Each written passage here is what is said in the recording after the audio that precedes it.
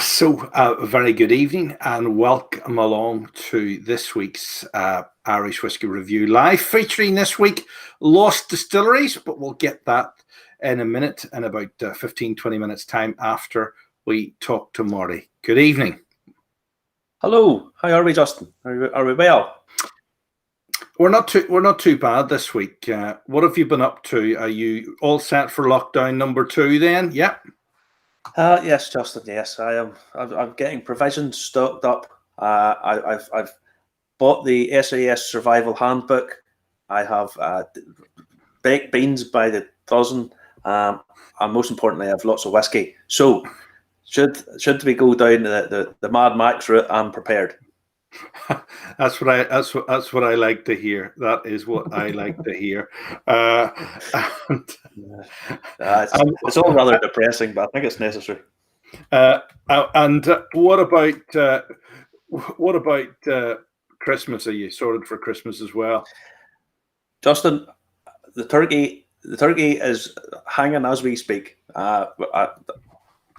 Things will be getting stuffed. There'll be chipolata sausages bought. The whole heap. No problem. Okay, that's what I like to hear. That's what I like to hear. What about yourself? No, I haven't bought all my presents yet. I'm on the radio on Monday again. I'll take a quick shufty around Belfast, and then that'll have to do me. I mean, I've got a couple of things ordered. If push comes to shove, I can be the winner of the Irish whiskey coffee and give that to my brother-in-law. But I think if the competitions were regulated and Facebook would be in trouble. But that won't happen. One of you lucky people will win this £10 pack of Bothy coffee, Irish coffee tonight. We'll give you the details of how to enter that competition. Well, I'll do it now. Shall I do it now, Marty? Fire away, Justin. Fire away. I want you to go to Irish Whisky Review now, Irish Whisky Review on YouTube, and hit subscribe. Simple as that. Go to Irish Whisky Review on YouTube and hit subscribe. It's the button down there. Where is it? Down there. Down there. That's where it is. Now, it doesn't cost anything. It just means you get notifications, hit the bell, and every time we do a live show, it comes through. Don't worry, you won't get spammed. We only do it once, maybe twice a week. All right. Now, we've got this week in whiskey to cover. A lot happens in a week in whiskey, doesn't it, Marty? Oh, unbelievable, Justin. Unbelievable. Will we do the news? Here we go. Now, this week, there have been a number of auctions this week. And it has to be number one sort of talked about topic in Irish whiskey this week is the price of Middleton.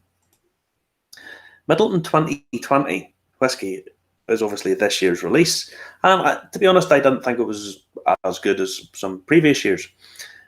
But it's going on the auction sites now and reaching €1,000 for a bottle that you can buy literally in the shop and being put on the auction sites. Now, as you can imagine, there are fortune hunters about. There are people out there.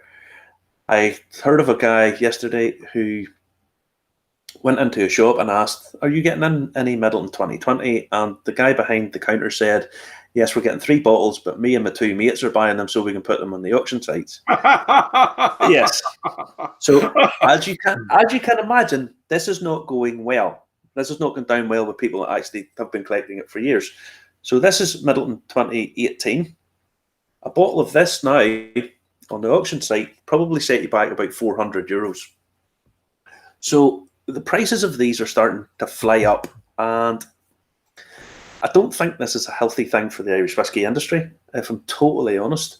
There's nothing wrong with people buying it and investing it. I have a few bottles myself that I have that I'll probably never open and I'll hang on to for a while.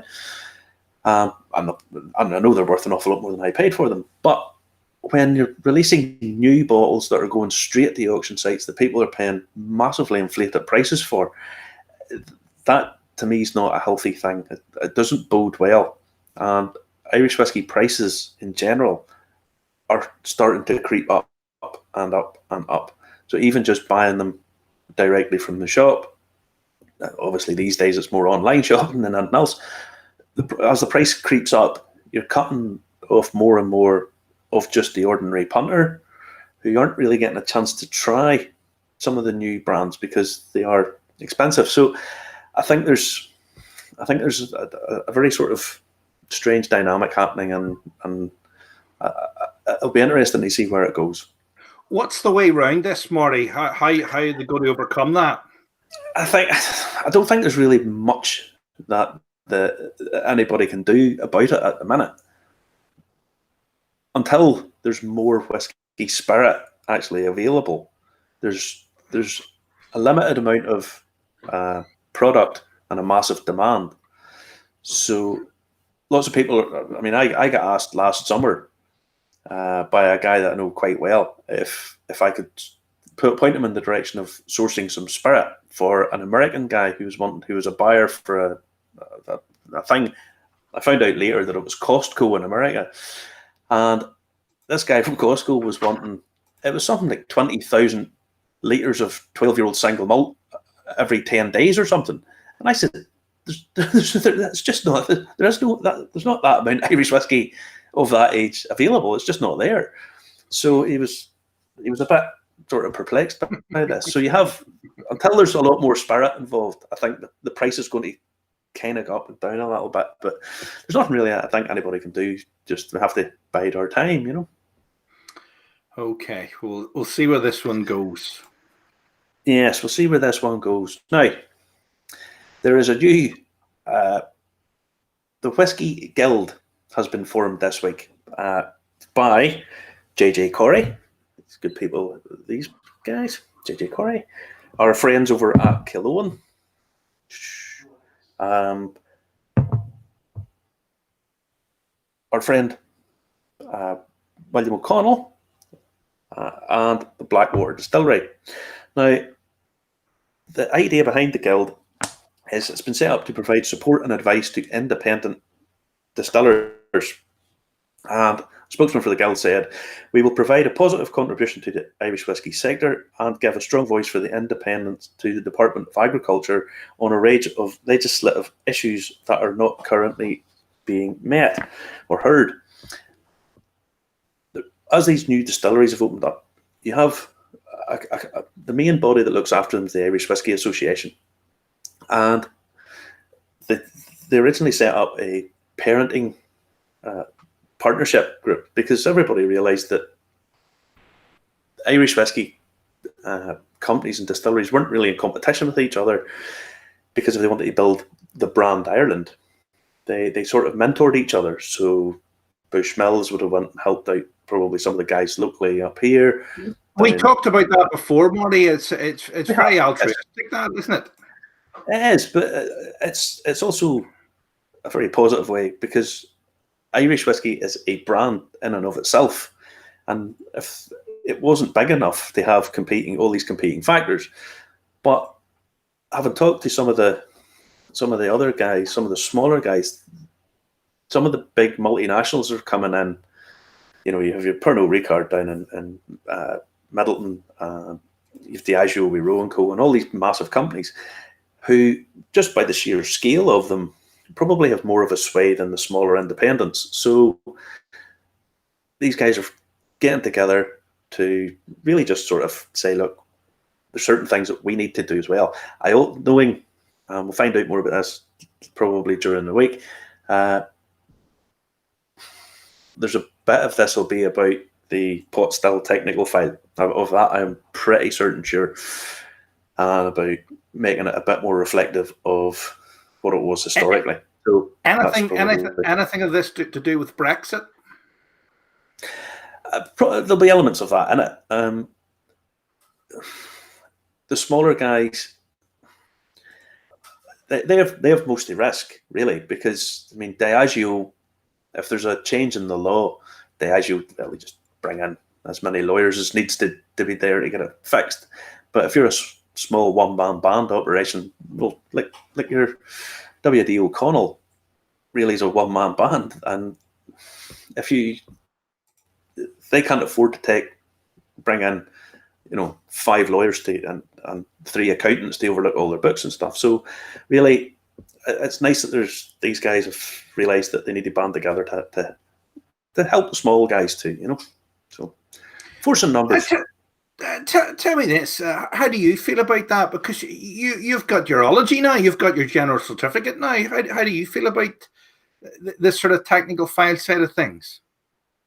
If I'm honest, I think there has to be rules of some description. Otherwise, it's just a bit like the Wild West. But it's very restrictive, and it's not historically reflective of what pot still whiskey would have been. And there's some guys, I haven't talked to them about it, but I know there's some guys who've been doing a lot of research and work into what the old pot still mash bills would have been. And the technical file at the minute isn't really reflective of that. It only allows mixture of malted and unmalted barley, and then 5% other grains. So you can have 5% oats or 5% rye or whatever. But that's not really reflective of what it used to be. It used to be, you could have had 40% rye or certainly a higher percentage of oat. So, but are you going to hit innovation then? Surely that'll hit innovation if that happens. If you've got to stick to this file in a certain fashion. You see that. But in order to get it passed for your geographical indication, you have to have a specific file. It has to meet a certain criteria. So, for example, Parma ham, just off the top of my head, has to be made in Parma. It has to be made in a certain way. You can't just buy a packet of Denny's in Parma and say, well, this is Parma ham.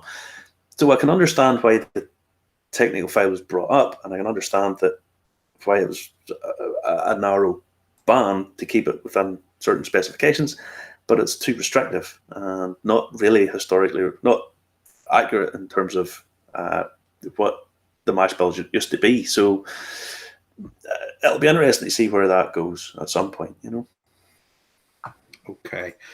What's next tonight on This Week in Whiskey? Well, the Spanish authorities have uncovered what they believe to be one of the largest criminal networks for the production of illegal whiskey. In Operation, and I have to be very careful what way I say this because I don't speak Spanish, Operation Fuco, F-U-C-O. Don't want the Facebook, don't want Mark Zuckerberg pulling me.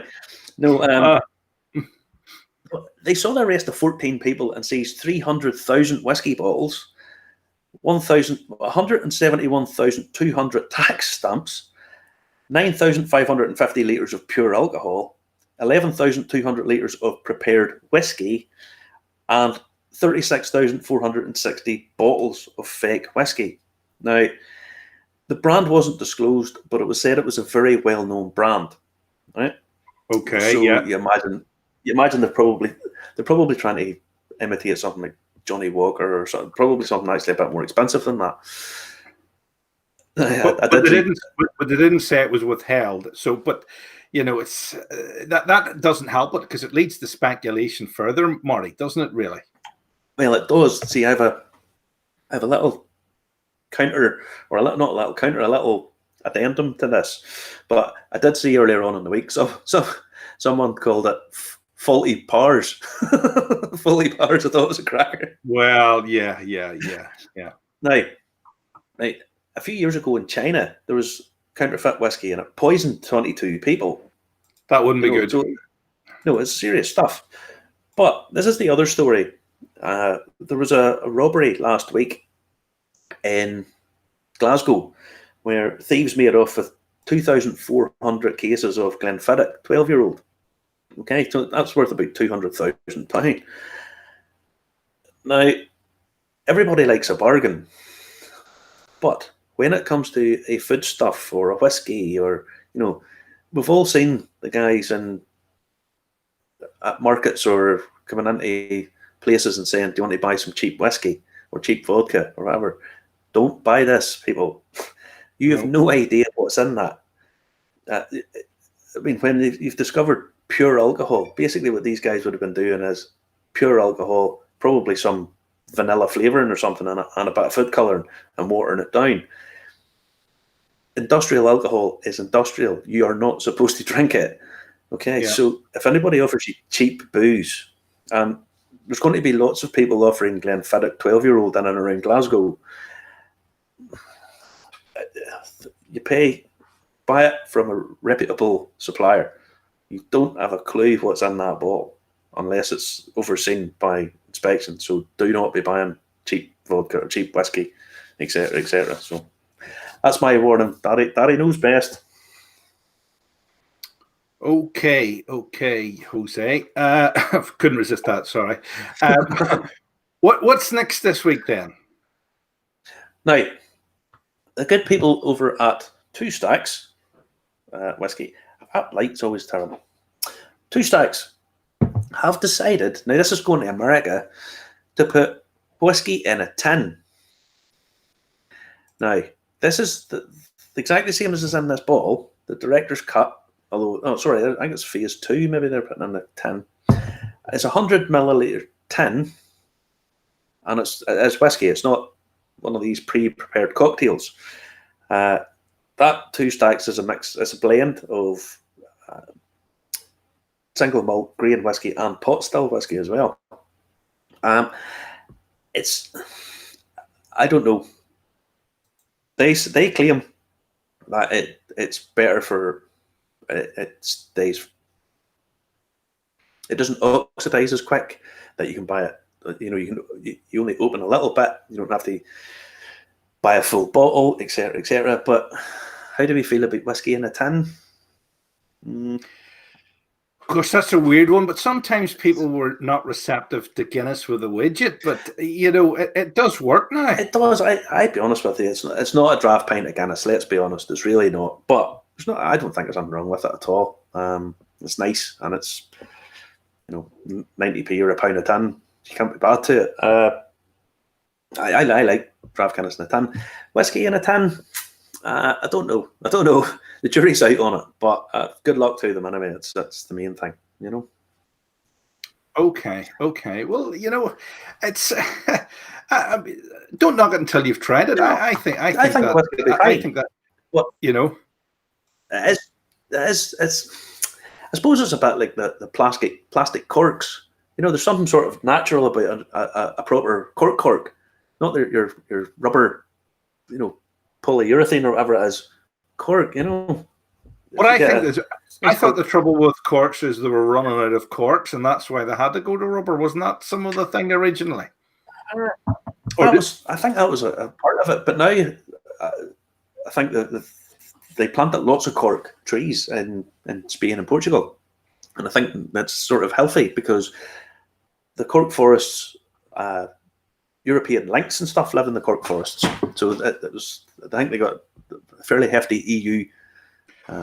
Okay, so there's a real benefit to the cork forest. Yeah. Now, where are we heading now then? Now we're going to end on a good news story since it's coming up to Christmas. Straight Blast Gym. Oh, a gym closure! This is brilliant. I don't have to stick to my New Year's resolutions now that the gyms have closed. No, Justin, because Conor McGregor and Proper 12 come to the rescue. Straight Blast Gym down in County Louth, down in Port Arlington, is that where it is? Announced that they were going to close permanently because of the COVID-19 pandemic. So they apologised and said, look, we're really sorry, our nice community is going to have to close, and we're going to split it up, but it's beyond our control, and we're closing permanently. The next day, they put up, we're back.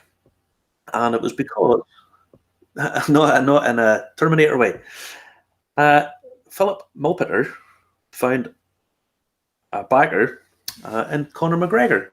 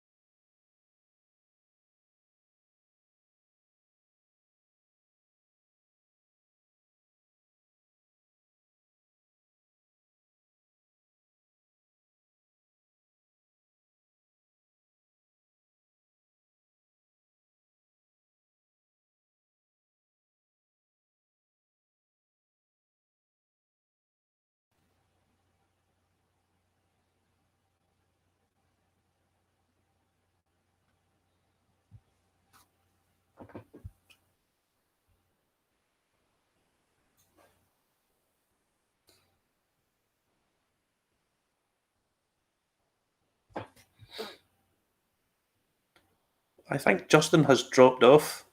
I'm not 100%. He's maybe fell asleep.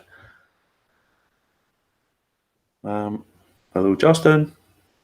I don't know what's happened to Justin, but can.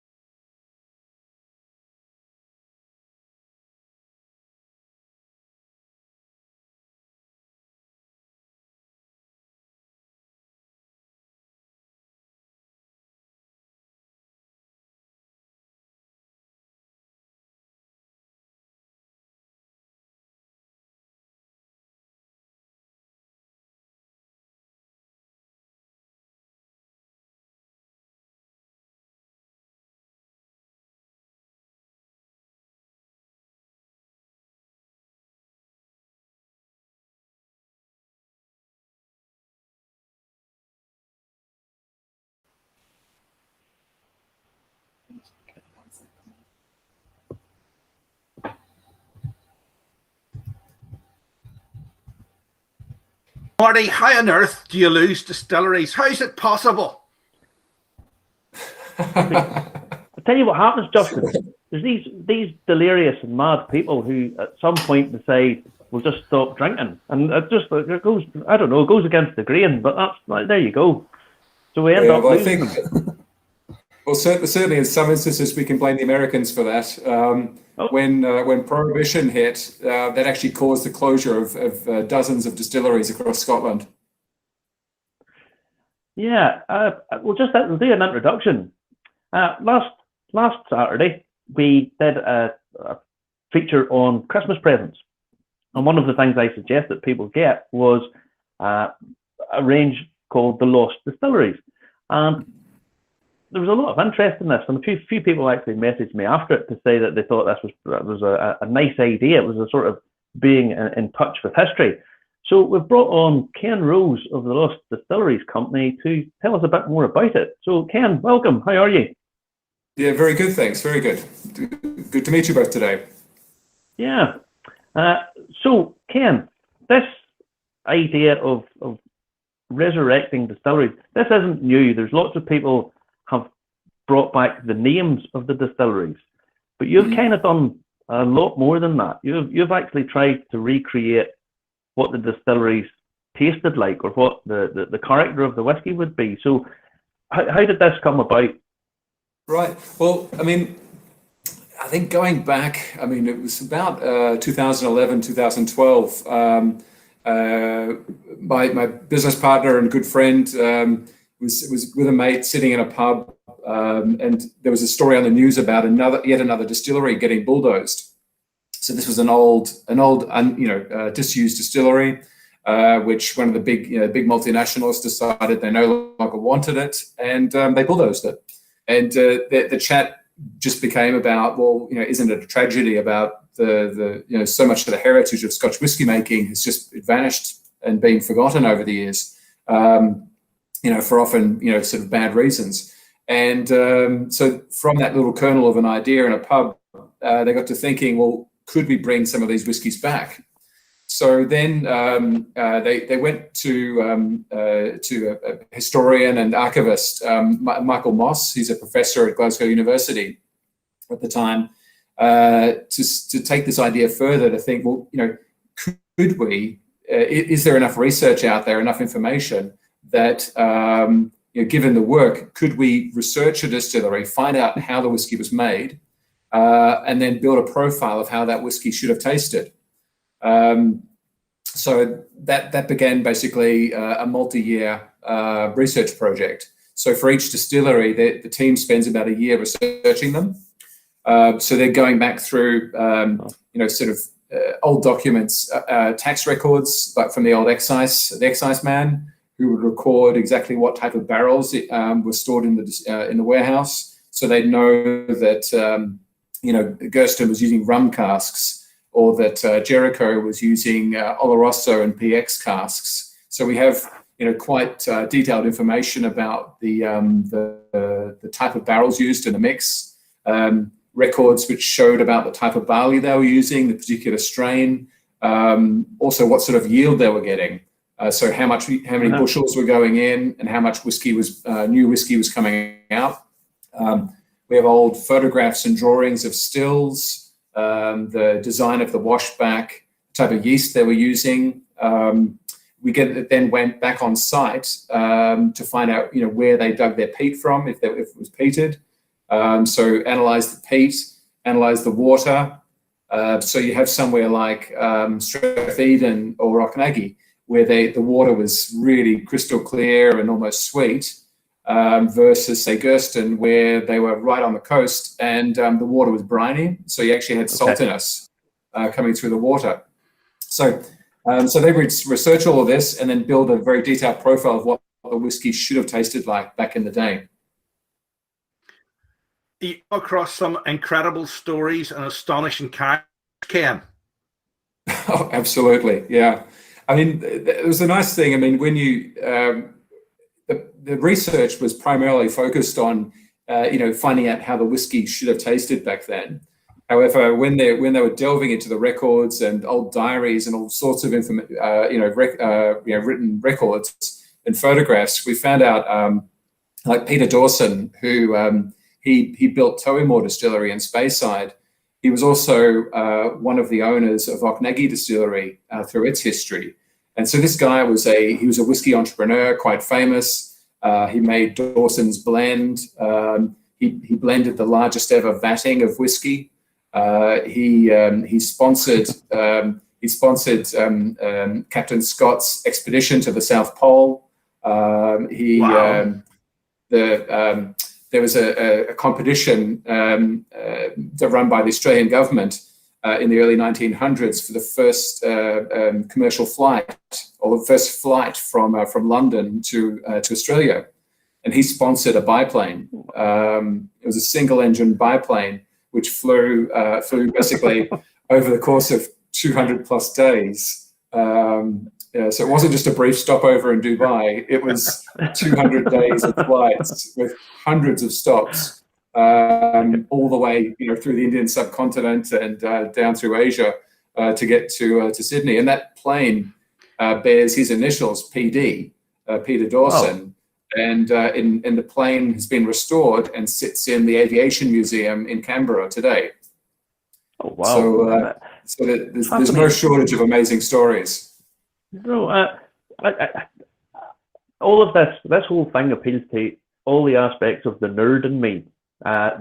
From all the research, all the history, the whiskey, the tasting, and the fact you actually have a sort of tangible connection to the past. Now, you'll have people say, "Oh, but you'll never know whether it's the same or whatever." But the fact that you've taken all the aspects and tried to recreate it as best you can, there's no way of knowing whether it's exactly right. But sure. I always try and tell people that whiskey's so much more than just a drink. You buy into the story, and if you can take all of the history and the location and distill it into a modern whiskey, you're buying into that story. It's much more than just registering the name. You've taken it much further than that. Now, you said about Professor Moss. How involved was he in the whole process? I know he's a whiskey historian. So how did you get him on board, or how much input did he have? I mean, a lot of he led the team doing the research, and so what they ended up doing was the output of his work was, and his team's work was, for each whiskey, a very detailed profile. And they ended up, putting it into a graph. So you had the nose, the body, and the finish, and then from very detailed elements of the oiliness, and then sort of about 50 different flavor profiles of different types of fruit and wood esters, etc. That was the output of his team. And then this is where it gets, we call it a bit of a combination of art and science, because we follow science as much as possible, through analyzing water and peat and understanding of strains of barley and the yields of the yeast, etc., and the shape of the still. However, it gets to a point that we actually, and just to clarify as well, we're not trying to recreate the whiskey exactly as it was in the 1800s, because that's plain impossible. We would have to do that. We would have to rebuild the stills and actually craft it exactly the way it was done. So how we call it is, these are a modern sort of homage to these whiskies. So this is as if they were still operating today. This is how we believe, and the team believes, the whiskies would taste today if they were still in operation. So it's like a modern day interpretation of the whiskey. So his team, their work finishes with a detailed profile of the whiskey. And then what we have is a blending team who takes a look at that and then has a debate or argument effectively as to how do we recreate that. So these are blended malts. So what they're trying to do is approximate a single malt through the blending together of multiple single malts. And then in some cases, secondary aging as well into say a sherry cask or something, if that's required for the profile. So you've got a team of people looking at this profile and having a really big argument of the casks of single malts that we can buy today. We buy everything from new make all the way up to, we've got 40-year-old single malts still in casks today. So that's basically our toolkit. And as to what we can use we've got about 80, I think, from 80 different distilleries, as to what we can use to recreate these the whiskies. I mean, it's fascinating. I have a good old trusty Alfred Bernard. Oh yeah. I mean, where would we be without him in many regards? But you pick through. I've just opened at the Ballaruin down in Campbelltown, and I've tried a few of the Lost Distilleries bottles, and I thought this was just fabulous. I honestly thought it was as good as any Campbelltown that I had tasted. Do you take it sort of the geographical? What I mean by that is, for the Campbelltown distillery, did you just use Campbelltown whiskey, so Springbank and Nova Scotia, or did you bring it in from somewhere else? Yeah, so the answer is we use whiskies more broadly than that. Probably the best example is, is Ballaruin made of only Campbelltown whiskies? No, because honestly, there's only a couple, so it doesn't give us a lot of breadth of whiskies to use to make the profile. So that's a particular example where there's just not enough single malts coming out of Campbelltown today to do that.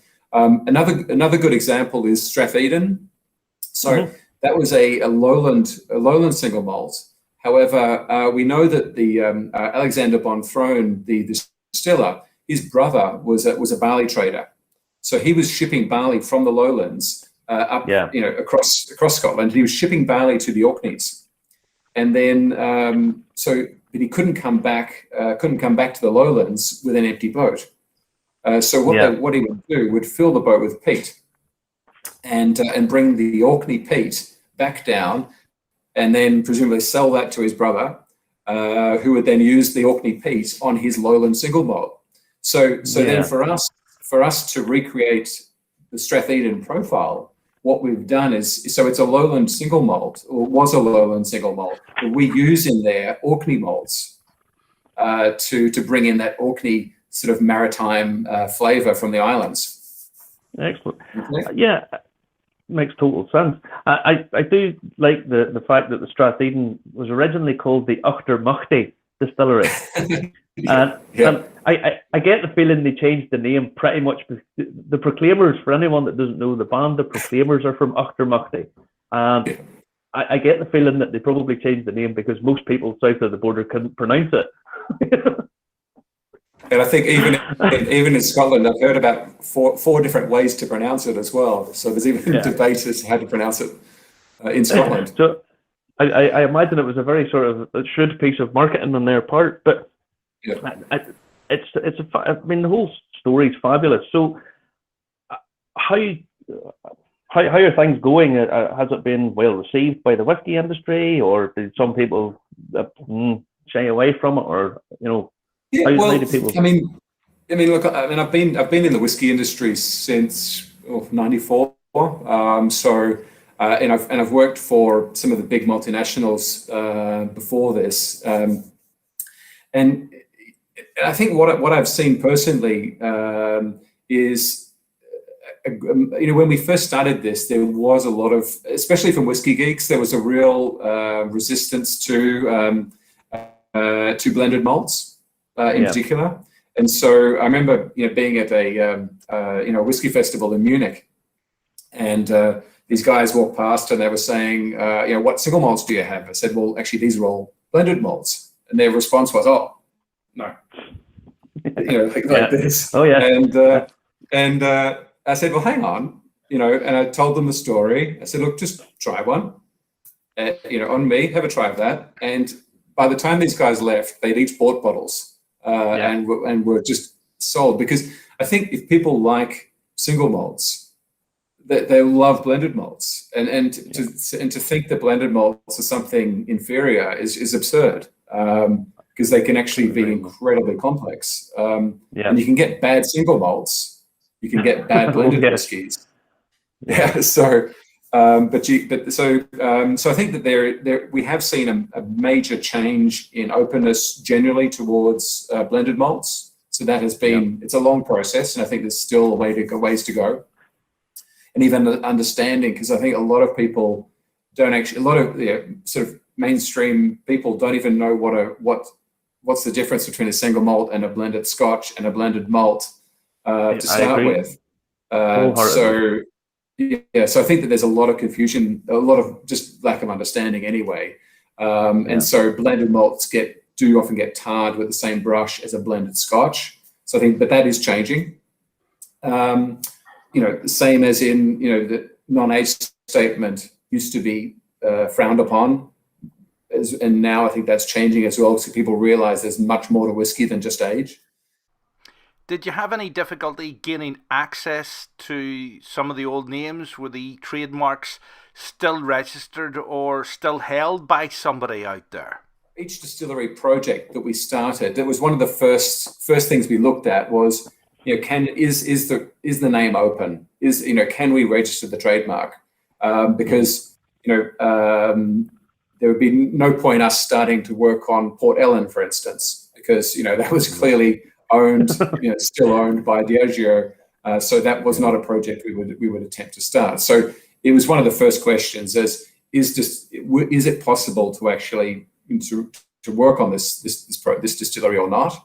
But what we did have, though, was some distilleries where the team started their research, but after time and looking into it, they discovered that the whiskey wasn't good or wasn't well regarded, or they just couldn't find enough information about it to accurately build a profile, and so that would be a dead end, and we would stop work on it. You have, just run down here, 1, 2, 3, 4, 5, 6, 7 different bottlings. Is there any more coming, or are you working on new bottles or new? Yeah, we're actually. I mean, we are a very small company, and we've done 7 different distillery expressions, and then each of them has a classic, archivist, and vintage. So we have a classic range, which is around a 10 to 12-year-old profile. The archivist, which is 15 to 18-year-old profile, and then the vintage, which is the sort of 25 plus year.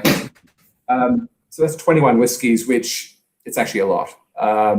So we're at the moment we're not looking to go more broadly, but we are looking in the new year to make some changes. So for instance, the vintage range This currently is non-age statement and also 46%. So what we're looking to do is to make this much more of a single cask offering.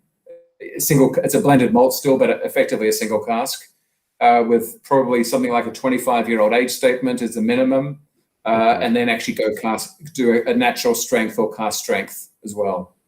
So that's the sort of thing that we're looking to change. The changes coming forward is to do better. I think do better with what we have. Brilliant. Price-wise, your range starts at roughly? Okay, well, I mean, in the UK, we're talking classic range about £45, and then £60 for the archivist range, and then we've been for the vintage, we've been running a special at the moment, so that's about £160 on that at the moment. So we have our own e-shop, and then also we're on Amazon and a bunch of other retailers as well. The actual shop itself is shop.crucial-drinks.com. Excellent. We'll get those put up. Ken, it's been fabulous talking to you, and all the best. I love what you do. I've tasted a few of your whiskies, and I genuinely think that Dallaroo, and I loved it. I thought it was fabulous. I love the branding, and I like buying into the history of the whole thing. So I'd love to actually get it in more of a book form. You could maybe buy samples and have a little book on some of the history, because that to me is what whiskey's all about. You buy the heritage, you're getting into a story and a geographical place and stuff. And I think what you're doing is fabulous. Yeah, thank you. The thing is, we have all that information, so I think there's just when we have some more time up our sleeves, I think there's no doubt we'll do that. I think it would be a fabulous addition to what you're doing. Great. Well, Martin, Justin, been a real pleasure today. Nice to meet you both. Thanks Listen, have a good Christmas and stay safe. Okay, thank you. Yeah, have a wonderful Christmas. Take care. Bye-bye. Bye. Bye-bye. Bye-bye.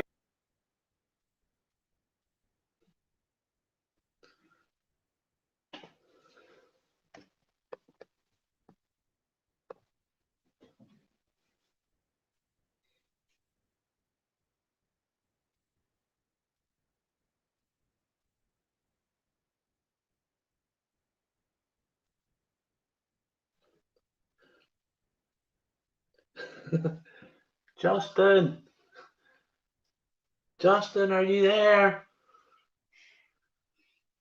I think Justin must be away. Maybe a lady friend's called with him. He's away out. So you're left with just me, and I don't know where he is. Probably his internet has decided to disappear on him again. That this is what normally happens. Was asked last week, or possibly the week before, about giving some advice on whiskies at certain price ranges. So I did up a little list. Now, there's lots and lots of whiskies now available for all manner of prices and costs and all this kind of stuff.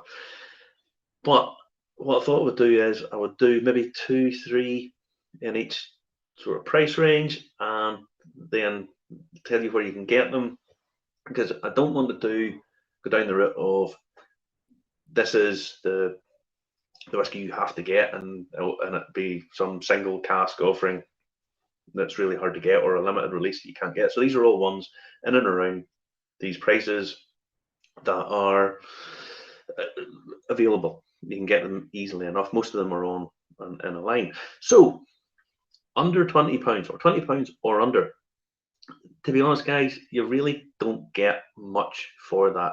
You have to remember £11 in the UK, £11 of what you're paying for in a bottle of whiskey's tax.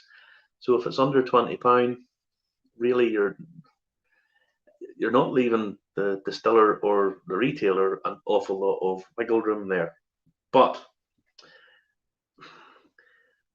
lots of people will tell you, don't buy off Amazon, don't buy off Amazon. You can't not buy off Amazon. Everybody does it. For under £20, at the minute, they're selling Johnny Walker for £14 a bottle. Now, you don't look a gift horse in the mouth. Johnny Walker is easily drinkable. I know lots of people I wouldn't necessarily drink it, but lots of people do. It's the biggest selling scotch in the world for a reason. It's good quality and it's very reasonably priced, and it's at £14 on Amazon. So, and that's including delivery. So, I mean, they're basically giving it away for free. at Winepig, winepig.co.uk, which is a local independent offline at a very reasonable price. Paddy's is nice old classic Irish whiskey, one that very, very, very few people will turn their nose up at Paddy's. It's a very easy drinking whiskey, and I think it's $17.99 or something on the site, so it's dead cheap. The other one that I come across, and I didn't spend a huge amount of time, there's lots of online retailers here, but I didn't spend masses and masses of time going around every one of them to try and get the cheapest. I literally just had a look at maybe half a dozen and picked some of them up. The other one I found was a real bargain at £20 a bottle at thedropstore.com. And that's a Gelston's 5-year-old single malt sherry cask finish for £20, for 20 quid. Now, that's phenomenal value. So if you're looking at a bottle for Christmas you haven't tried before, thedropstore.com, Gelston's 5-year-old single malt sherry cask finish, you'll not go wrong with it for that money. Now, from 20 to 30 pounds, in between that range. Once you hit that, you can't look past Blackbush. It's fabulous, fabulous quality. Just it's a special whiskey. It's that good, and for what you're getting in that bottle, it's not a single malt, but it's not far away. It's about 70-80%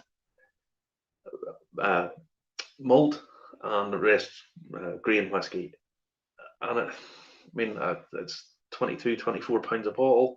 It's just fabulous stuff. Fabulous. The quality you get in it, pretty much for anything in and around that price range, is just so much better. It really is. But if I have to give another one, and Blackbush, just buy it from your local independent. Go to the shop, buy it, give them your money, because let's be honest, all the local guys need as much money as possible these days. The other one, Jameson Stout Cask Finish. It's Jameson, for me, I don't drink a lot of Jameson. I'm not a massive fan. I don't think it's got a huge taste, but the Stout Cask Finish one is probably the best of those entry level ones. It's really quite good. It's got much more flavour than just ordinary Jameson. Now, from 30 to 40 pounds. Now, this is where you're starting to get much better quality stuff. There's lots and lots in this bracket, and to be fair, there's lots out now that I haven't tried, simply because I just haven't got around to trying them, or I haven't bought them, or whatever. I will get around to them at some point, but there's some very, very good whiskies at this price range. Very good. The Dark Silky, we did a tasting of it, and I think everybody was extremely impressed by what it was. Pick it up. It's on Irish Malts, irishmalts.com. The Hinge Peatit. Hinge Peatit, I think it's exceptionally good value for money, and that can be bought at Irish Malts as well. The other one I found, and this is really quite cheap for this, Powers 3 Swallows. It's at mcswiggins.co.uk, and it is it's a step up in class from your ordinary Powers. And the thing about it is, guys, I know lots of people who they won't buy whiskey that they consider expensive. But if you're going to buy something a little bit better quality, if you buy a bottle of Powers and it's costing you £25, but you're getting 3 Swallows at a little more than that, up and around 35, 37, it's really an extra tenner. This is not a whiskey you're going to sit down and just drink and get really plastered drunk with your friends, which try not to do too often, but I've been there lots of times. But this is a whiskey you'll take a couple of your lesser ones, possibly take a couple of Johnny Walkers if you want, then take a couple of Powers 3 Swallows. It's a very, very good whiskey for a very, very reasonable price. Now, 40 to 50. Now remember, these are not my all-time favourites. These are ones that I've said, if you haven't tried these, try these. Get them at a real reasonable price. And they're they're easy enough to get hold of. You'll have no difficulty getting any of these. 40 to 50 pound. You cannot look past Redbreast 12. Redbreast 12 is fantastic. It's beautiful pot still. You get a sherry cask finish. It's lovely, rich red fruits. No one will turn up their nose at Redbreast 12. It's super whiskey. But other one, Pierce Lyons Founders Reserve. You get it again. You get it on Irish malts, and I think it's just one of the most interesting whiskies released for a long time. On the nose, it's very green apple. It's very light.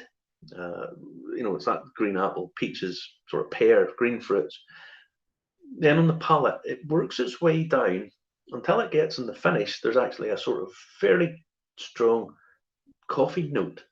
It comes through. It's that, and it goes through that whole range, and it's amazing stuff. I think it's fabulous. Also, in that Teeling single grain, there's a few single grain whiskies out there, some bad, some good. The Teeling one's probably the best of the lot, certainly in and around that price range. And try it. If you haven't tried a single grain whiskey, try it. You'll not be disappointed. Now, I've done from 50 to 70. So 50 to 70, you're getting to, well, obviously quite expensive for some people. For some people, that's quite expensive. And again, by the way, I'm sticking to all Irish. I'm not heading towards Scotland, even though tonight I am drinking a wee beastie from Ardbeg. That's what we're doing tonight. No. So, 50 to 70, Bill Phil, our friend over at WD O'Connell. Bill Phil, this is batch number 1. Batch number 2 is available at the minute. Now, you have to remember that this, I'm trying to remember what, yes, this is 59.6% alcohol. This needs a little drop of water, okay? Cask strength whiskies, you can try them at that strength, but you're not getting the most out of them at that strength. You need to bring it down in water, otherwise just too much alcohol. So you think, oh, but this is nearly half as much gain alcohol as your standard whiskey. So if you take that and you put it up against, in terms of price, once you start adding more to that, bring it down maybe 45%, with your addition of water, you're getting more volume. So think of it like that, if you have to justify it to the wife, that's how you do it. You say, oh, but this might be a smaller bottle, might be more expensive, but it lasts longer, and it's much better quality, much better quality. So you can get it again at Irish Malts. Now, another local independent off license here is the Sipster, down in White Abbey. Now, they do delivery all across the UK, and at between 50 and 70, Yellow Spot. Yellow Spot is, for me, the best of the Spot range. I think it's fabulous. It's just another fantastic, well-made pot style whiskey. You can't really go wrong with it. Above £70. Now, I'm not going to start going on to too many of the ones that you can't get, and by that I would recommend the likes of your colognes and stuff like this, but you can't get these now unless you start paying them at auction sites. So I've really stuck to ones that are available as a mainstream range. 16-year-old Bushmills. It is terrific. It's just amazing. I know lots of people who would never have tried it. Do yourselves a favour, if you go into a bar in 7 weeks' time when you're maybe allowed back in the pub, oh, dear God, do yourself a wee treat. Buy yourself something like that. It might be £10 for one, a half one, but do it, because it's an experience, and it's £10. It's not going to break the bank. But if you're going to buy a bottle of, you'll not be disappointed in Bushmills 16. It's just awesome, awesome stuff. Other ones, Dunville's 12-year-old PX. It's about £83 a bottle. I've seen it for maybe about £80. Again, beautiful, well crafted, gorgeous PX sherry cask finish. What's not to like? Another one, which I'm always quite surprised doesn't do better than it does. These you can pick up. It's a yearly release, and they're in and around the £120 area. Is Writer's Tears cask strength, and the reason I was looking down below here, it's not Justin hasn't turned up and below the desk. No, I have a bottle of it sitting over here, which I might open next week. Next week being Boxing Night, I haven't opened yet. But Writer's Tears is fabulous, and the cask strength, they do an annual release of this, but it never seems to sell that well. But it's extremely tasty stuff, really, really tasty. Excuse me. So that's my buying guide. I hope maybe that helps a little bit, or it's what someone thought whenever they were thinking about a buying guide. I could have went for this is the one that I really like at that price, or it could have been some of the rarer ones it's hard to get the hold of, but I didn't particularly think that was going to be that helpful. I do apologise profusely for all the technical difficulties. No idea where Justin has went. I've logged in, and he may be lurking about in the background somewhere doing something. I would imagine he's probably going a bit cuckoo at the minute, because the technical things, when they go wrong, Justin gets a bit irate about it. I don't know how I've managed to get in here. He normally hosts the show, and I talk gibberish for all of that time. But he has obviously got kicked out. I get kicked out first, then Justin get kicked out. I can't see the messages, unfortunately, which is a bit of a bummer. But we'll try and answer if there's any questions that I have to answer. I will do it after the show. I can go through it on Facebook or whatever. Other than that, folks, I do apologise. I hope you enjoyed the Lost Distilleries. What I think what those guys are doing is really, really interesting. It appeals to the nerd in me, if I'm totally honest. I think that's something. It's what I call tangible tourism. Even though you're not going to the distillery, because most of the buildings of them will have been demolished and so on. It's you're tasting something historical. You're buying into the story. You start to look up stuff. You start to find out about Campbelltown and why Campbelltown was so important. And there's books about it, and you can. That's why I suggest that they can bring out a book about these distilleries, because to me it's an obvious thing, a progression for what they've already been doing. They've got all the stories. Why not just put it in a book? Because again, you're buying into that heritage. You're buying into that taste, and you're buying into all of that. So.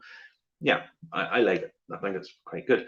We'll be doing an interview this week, because obviously we're not going to ask people to come on Boxing Night, especially not most of the people in the Irish whiskey trade, because they will be 3 sheets to the wind.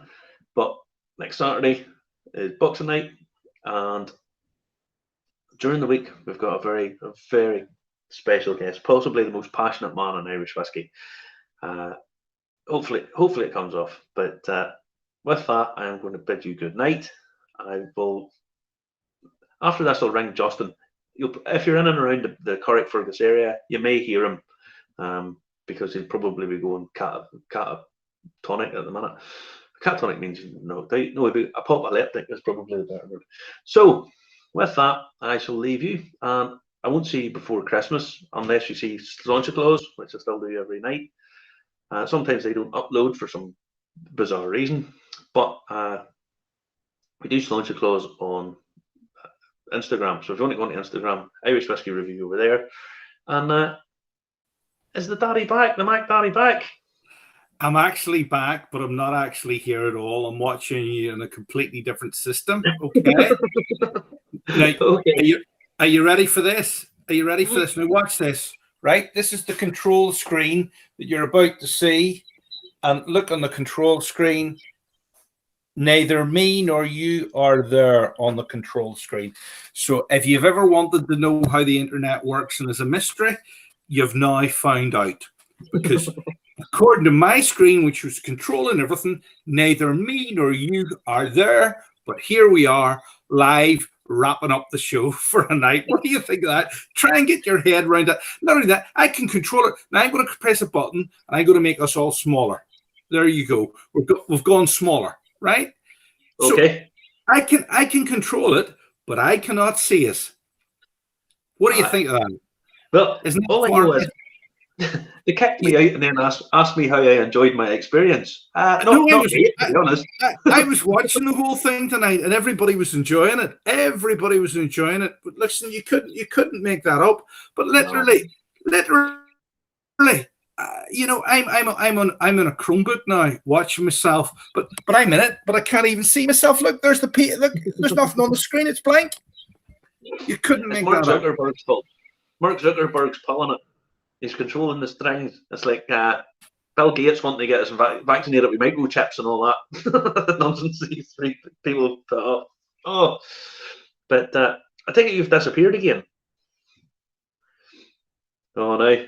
Right, I'm going to sign off because I'm not 100% sure what's happening. But folks, don't see you before Christmas. Have a wonderful Christmas. I hope it's as good as it can possibly be. And do post us some pictures if you're having a drink over Christmas or having a whiskey, and let us know what you're drinking. Guys, thanks very much, and I'll speak to you again soon. Bye bye.